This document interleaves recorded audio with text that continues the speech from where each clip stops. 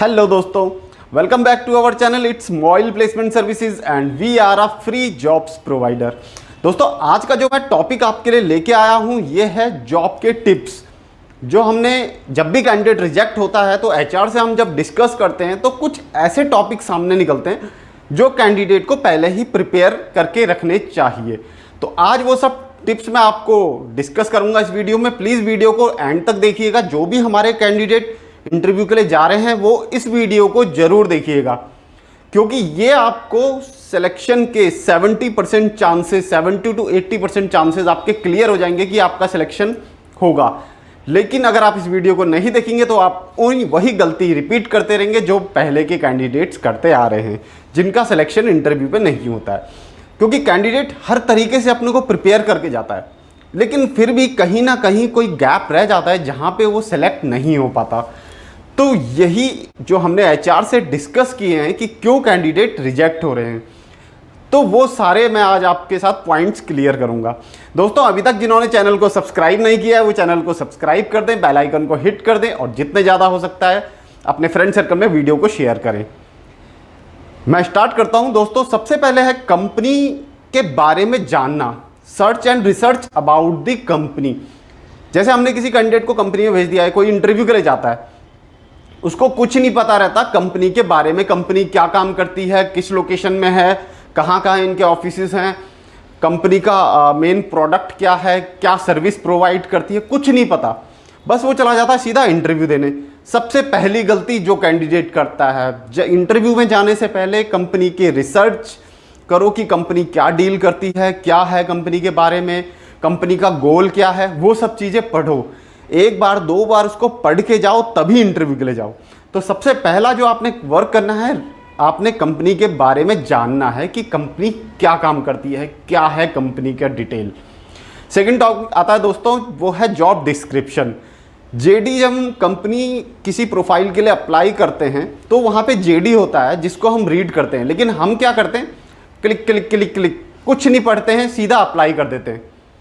सबसे बड़ी गलती, अगर हम उस प्रोफाइल के लिए, जिस प्रोफाइल के लिए हम जाना चाह रहे हैं, उस जॉब डिस्क्रिप्शन को प्रॉपर रीड करेंगे, कम से कम 2 से 3 बार उस जॉब डिस्क्रिप्शन को रीड करो, उसको पढ़ो, उसमें लिखा क्या है, क्या क्वालिटी चाहिए, क्या कंपनी की डिमांड है, क्या कंपनी की नीड है, क्या कंपनी स्किल्स मांग रही है जो आपके अंदर है, क्या कंपनी को किस टाइप का कैंडिडेट चाहिए, किस सैलरी में चाहिए, क्या जॉब टाइमिंग्स रहेगी, क्या क्वालिफिकेशन रहेगी, कितना कंपनी एक्सपीरियंस मांग रही है, किस लोकेशन के लिए जॉब है, वो सब चीज़ कंपनी के जॉब डिस्क्रिप्शन में मेंशन रहती है।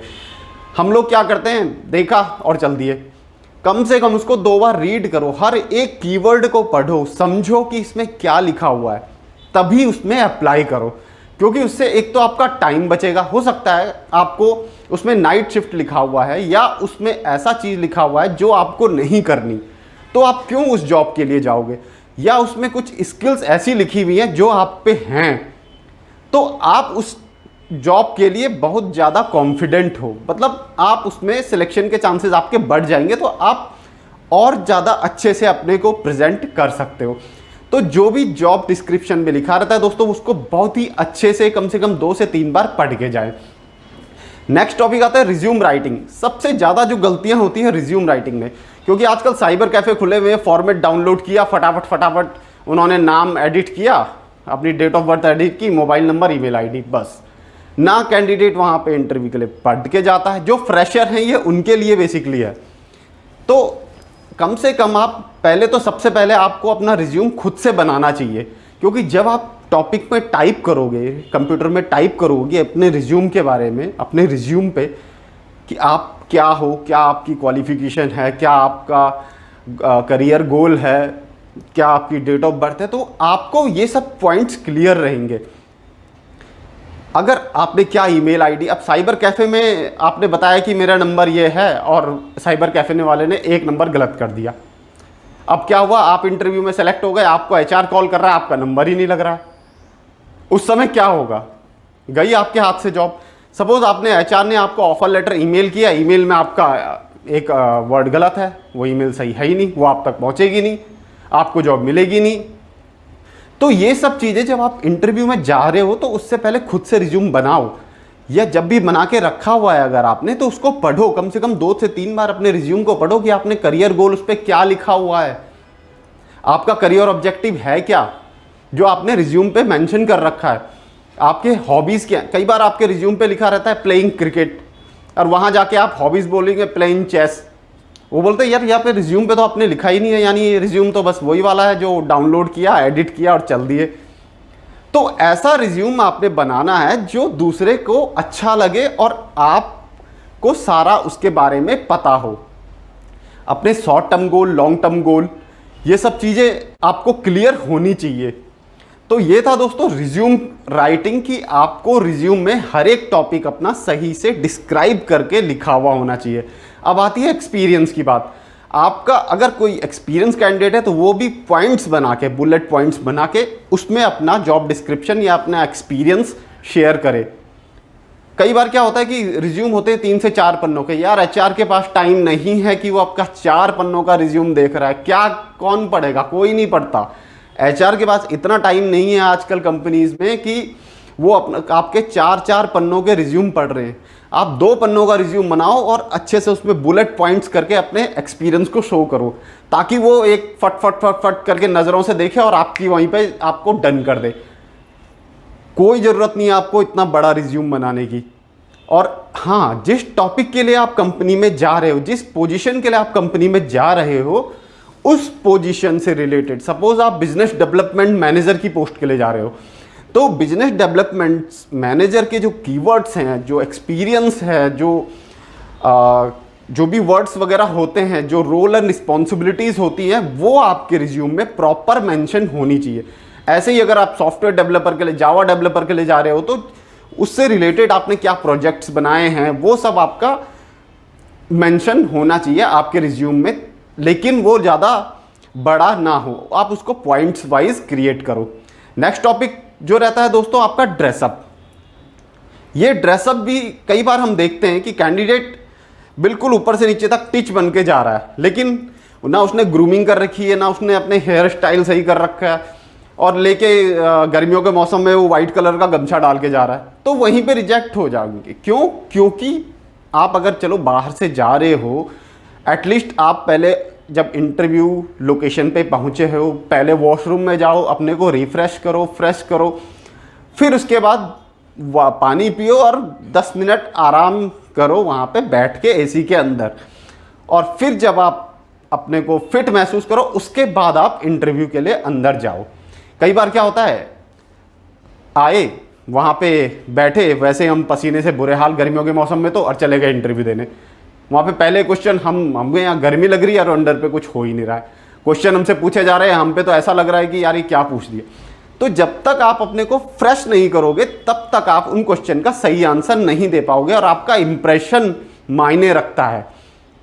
क्योंकि जब इंटरव्यूअर से आप मिलोगे तो आपका इंप्रेशन मायने रखता है कि क्या वो आपको देख रहा है, किस तरीके से आप रूम के अंदर आए हो, किस तरीके से आप चेयर पे बैठ रहे हो, रिज्यूम आपका किस तरीके से रखा हुआ है। तो ये सब चीज़ें इंटरव्यूअर आपका चेक करेगा, तो इनका ध्यान आपको उस टाइम पे रखना है।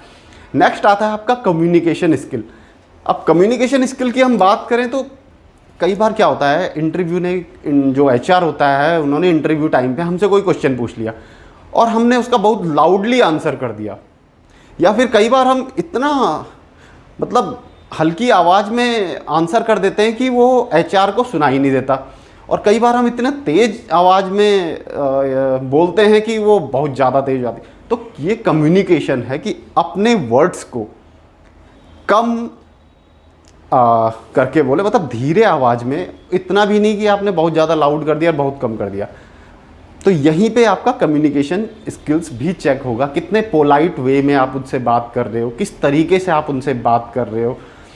तो ये सब चीज़ें इंटरव्यूअर आपकी चेक करेगा, एक एचआर आपकी चेक करेगा, क्योंकि एचआर का तो काम ही होता है यार दिन भर में कम से कम 200-150 बच्चों से इंटरव्यू, 200-150 बच्चों का इंटरव्यू लेना। तो उसको पता है कि कौन क्या कर रहा है। वो आपकी एंट्री से ही, आपका जब नॉक करते हो आप डोर को, उसी समय से आपका इंटरव्यू स्टार्ट हो जाता है। और कई बार तो आपका पेशेंस लेवल भी चेक होता है। कई बार कैंडिडेट क्यों रिजेक्ट हो जाते हैं, क्योंकि वो कंपनी में जाते हैं, उनको 1 घंटा वहाँ पे वेट करना पड़ता है, और वो उठते हैं, अपना रिज्यूम लेके अपने घर की तरफ चल देते हैं। तो वहाँ पे भी पेशेंस लेवल चेक होता है। कंपनी आपके कैमरे लगे रहते हैं, वो आपको चेक कर रहे होते हैं ऊपर से कि इसके अंदर 1 घंटे बैठने का पेशेंस है या नहीं। अब अगर हम भी कई बार कैंडिडेट को भेजते हैं, सर यहाँ पे तो बहुत लेट हो गया, 2 घंटे हो गए मुझे बैठे बैठे, कोई एचआर आ नहीं रहा है। यार एचआर आपको सब नोटिस करते हैं, एचआर का तो काम ही होता है दिन भर इंटरव्यू लेने का। उन्होंने तो बुलाया ही आपको इंटरव्यू के लिए, तो वो तो इंटरव्यू लेंगे, लेकिन आपका पेशेंस लेवल भी तो देख रहे हैं कि आप 2 घंटे जब आप इंटरव्यू के लिए नहीं बैठ सकते तो आप जॉब के लिए क्या बैठोगे। तो आपका पेशेंस लेवल भी इंटरव्यू टाइम पे चेक होता है। तो इन सब चीज़ों को आपको देखना है और इम्प्लीमेंट करना है अपने इंटरव्यू टाइम पे। नेक्स्ट आता है दोस्तों कॉन्फिडेंस लेवल।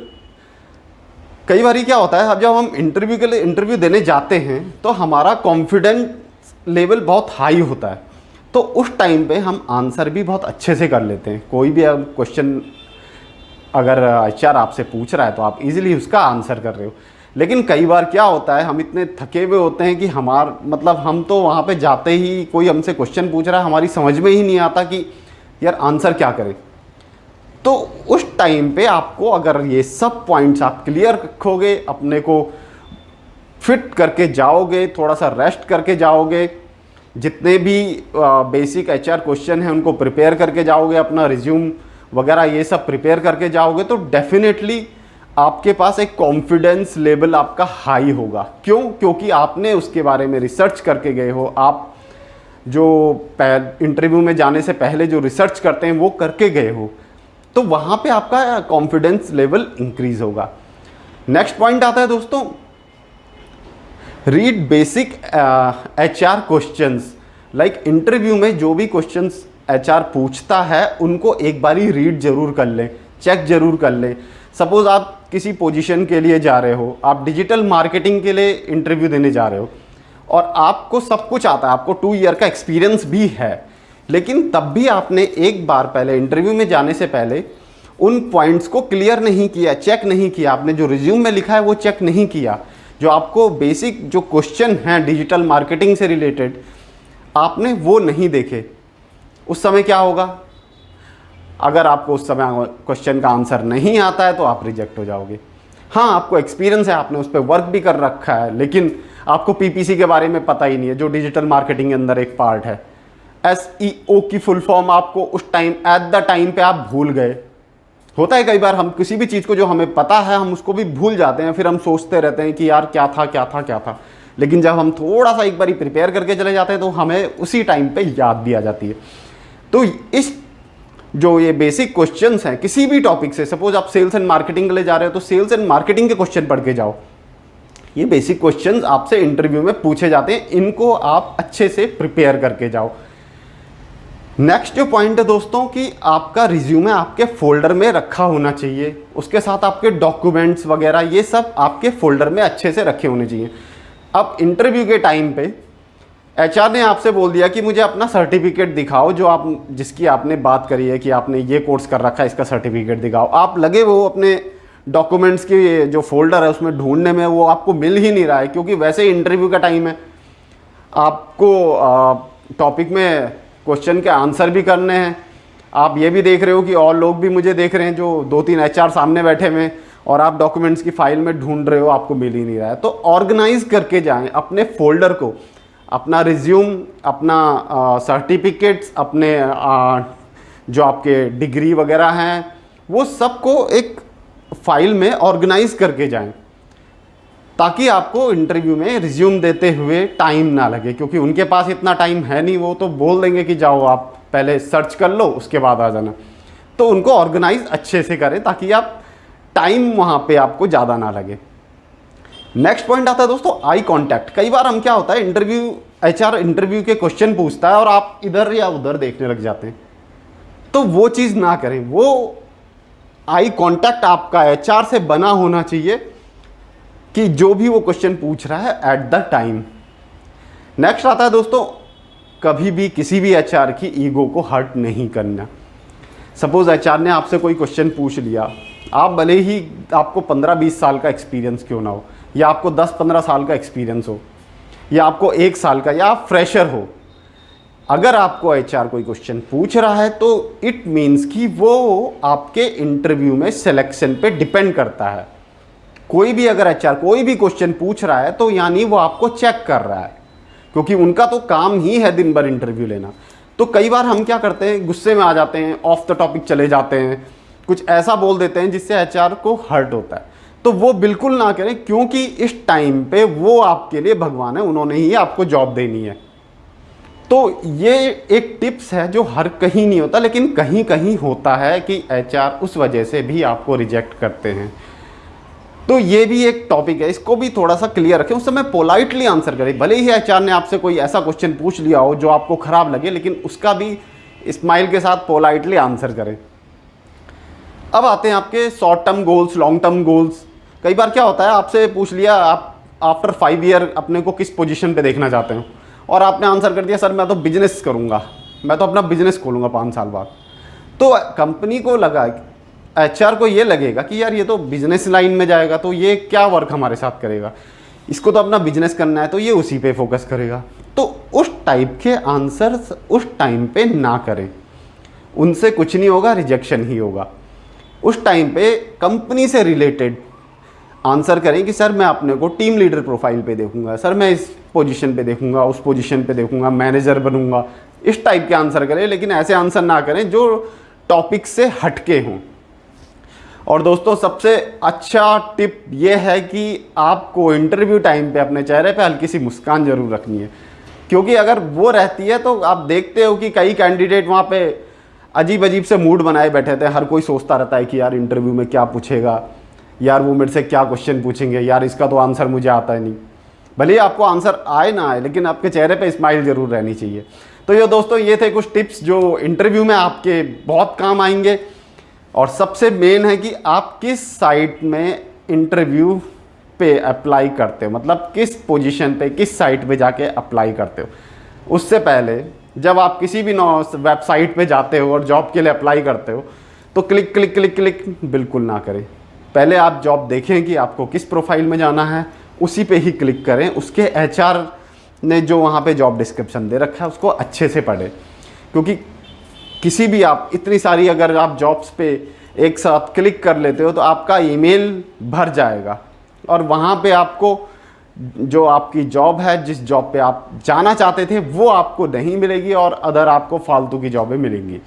तो उन पे चेक करके ही अप्लाई करें। तो दोस्तों ये थे कुछ पॉइंट्स जो आपको बहुत ज़्यादा हेल्प करेंगे किसी भी टाइप की जॉब को पाने में। आप इनको फॉलो करें और जिसको इस पे हेल्प मिले वो प्लीज़ कमेंट में मुझे कमेंट भी करे। तो दोस्तों हमेशा की तरह इस वीडियो को शेयर कीजिए, लाइक कीजिए, सब्सक्राइब करिए चैनल को जिन्होंने अभी तक सब्सक्राइब नहीं किया है, और उन लोगों को शेयर करें जो इंटरव्यू के लिए जा रहे हैं। तो दोस्तों फिर से मिलता हूँ न्यू वीडियो के साथ, तब तक के लिए